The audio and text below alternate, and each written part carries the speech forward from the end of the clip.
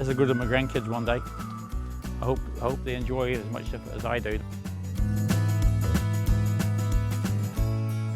I bought this a couple of years ago. She's 1974, straight axle, 135, non-power steer. It is multi-power again. As I said, I've got a real joy and a love for multi-power.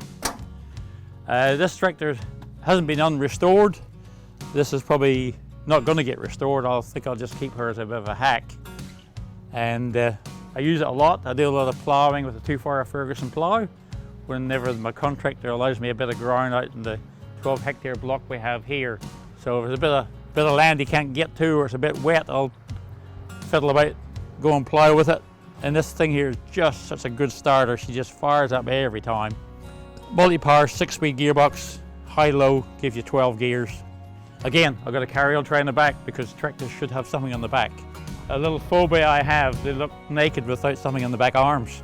She had never had a repaint. She's original paint in this tractor. So that's why I'm probably thinking in the way that I probably won't bother painting it, and maybe until I retire in about 5 or 6 years, fellas. So this is a Massey Ferguson 188. This is 1975, this tractor. I bought it a couple of years ago. It had a front end loader on it. I took that off. They look horrible with front end loaders. Telehandlers are what you use for loading, not tractors. Good Perkins engine in it, 248 engine in that, cubic inch. And again, you guessed it, she's multi-power. The 8 series in the Massey Ferguson range, anything that ended in an 8 always meant it had multi-power gearbox, and it also had independent PDO. So I had a wet clutch for the PDO. Anything with a 185 would have meant it was a 8-speed gearbox. She's fully equipped with cast heavy-duty axles on the front, with front wheel weights, and the rear wheels on these here, they're called PAVT.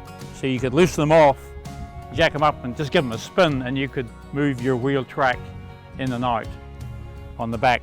So if you were doing inter-row work or ploughing or whatever and you just had to change your track, you could just jack it up, undo the 8 series of bolts. They're on a scroll, and just let the clutch out and give them a good spin around, and that threw them out, and then you did in reverse, put it in reverse to throw them back in again. Yeah, it's a little bit of rust in this girl here.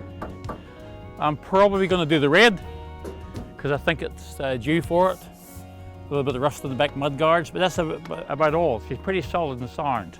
This girl, lights and everything will go.